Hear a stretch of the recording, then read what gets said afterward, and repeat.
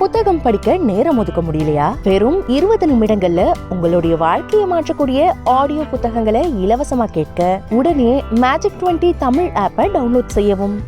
ஆசீர்வாதம், 2 விஷயம் முக்கியமாக கவனிக்க வேண்டியது இப்ப தேசிய தலைவர்கள் வருகை, எதற்காக பிரதமர் வர்றாருன்றது ஒண்ணு. ஆனா சிவசங்கரி சொல்றது அதெல்லாம் ஒரு தாக்கத்தை ஏற்படுத்தாதுன்னு அந்த இடத்துல கோவை செல்வராஜும் ஒத்து போறார். ஒண்ணு. 2வது, நீங்க எப்படி திமுக மீது வெறுப்பு இருந்ததுன்னா அது உங்களுக்கு வரும்னு நினைக்கிறீங்க? சிவசங்கரி சொல்றாங்க அது எங்களுக்கு தான் வரும். தேசிய கட்சிகளே தமிழ்நாட்டுக்கு சுமைன்னு சொல்றப்ப அது உங்களுக்கு எப்படி சாதகமா இருக்கும்? வணக்கம் விஜயன். சகோதரி சிவசங்கரி இவ்வளவு நேரம் பேசிட்டு இருந்தாங்க இல்லைங்களா?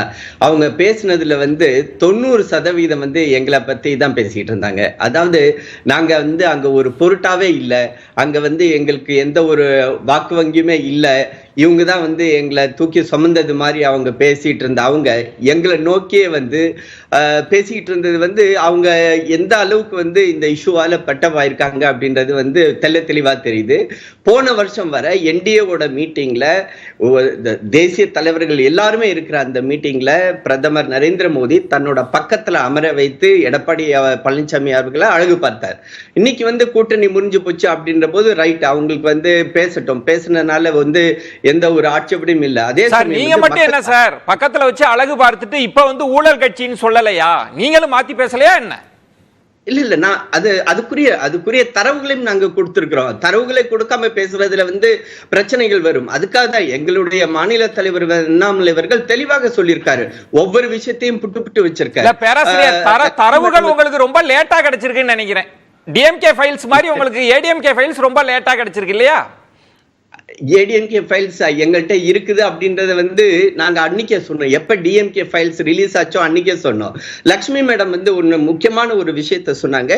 பாஜகவை பொறுத்தவரை இந்த இடத்துல வாக்கு சதவீதத்தை தான் உயர்த்த போறோம், எங்களுக்கு சீட்டுகளா அது கன்வெர்ட் ஆகாதுன்றது. மேடம், ஜூன் 4ஆம் தேதி நீங்க பாப்பீங்க, எங்களை பொறுத்தவரை 39 தொகுதிகளிலும் நாங்கள் வாக்கு சதவீதத்தை மட்டும் உயர்த்துவதில்லை, அந்த சீட்டுகளையும் பிடிக்கணும்.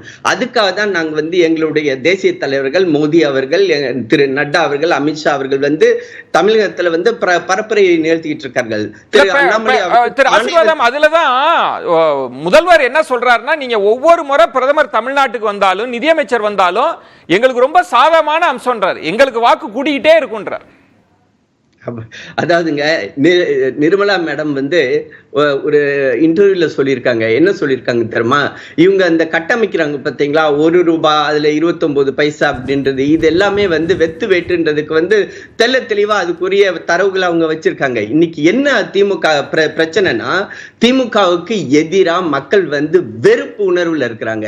இவங்களுடைய ஆட்சி போதை பொருட்களுடைய கடத்தக்கூடிய ஒரு ஆட்சி, ஊழல் ஆட்சி, இவங்களுடைய ஆட்சி பெண்களால் வெறுக்கப்படக்கூடிய ஒரு ஆட்சி, எங்க லா அண்ட் ஆர்டர்ல மிகப்பெரிய பிரச்சனைகள் நடந்துகிட்டு இருக்குது.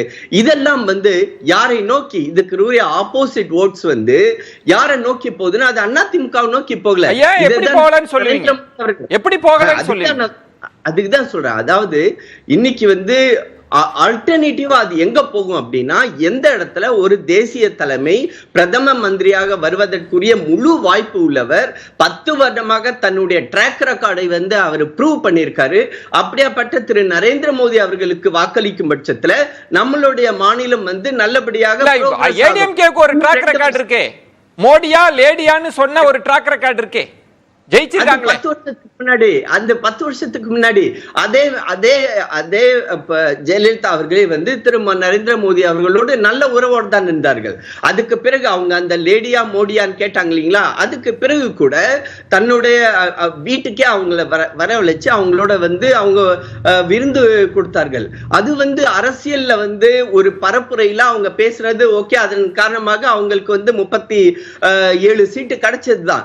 ஆனா அந்த இடத்துல அதோட நிக்கல. அப்படின்னா அவங்க இறக்குறது வர திரு நரேந்திர மோடி மேல ஒரு வெறுப்புணர்வோட இருந்தாங்களா? இல்லவே இல்ல. அவங்கள பொறுத்தவரை அவங்களுக்கு தெரியும் தன்னுடைய ஆட்சி அங்க தனிமனித உறவு என்பது வேறு, பாஜக மீது அவங்க அரசியல் உறவு கொள்ளல, அரசியல் ரீதியா டிஸ்டன்ஸ்ல தான் வச்சாங்க அதிமுக. அது கடைசி வரைக்கும் அதான் நிலைப்பாடு. கட்சி ரீதியாக வைத்திருந்தாலும் ஆட்சி ரீதியாக அவங்க வைக்கல. ஏன்னா அவங்களுக்கு தெரியும் மத்திய அரசுடைய எல்லா திட்டங்களையும் மாநில அரசுகள் மூலமா தான் நிறைவேற்றப்பட வேண்டும். அதே சமயம் மாநில அரசுக்கு நல்ல அளவுல நிதி வேணும், அவங்களுக்கு புதிய திட்டங்களை கொண்டு வர வேண்டும் என்றால் மத்திய அரசுடைய துணை. ஆசீர்வாதம், நீங்க என்ன சொல்ல வரீங்க அப்படின்னா பிரதமர் தொடங்கி தேசிய தலைவர்கள், பாஜக தேசிய தலைவர்கள் வந்து உங்களுக்கு அட்வான்டேஜ் தான், உங்களுக்கு சாதகமான அம்சம்ன்றீங்க, சரியா? எங்களுக்கு best of the best advantage இதுல எங்களுக்கு என்ன இதுல அதுதான் அதிமுகவுக்கு நெருக்கடியை கொடுக்குதுன்றீங்க. பேசலாம்.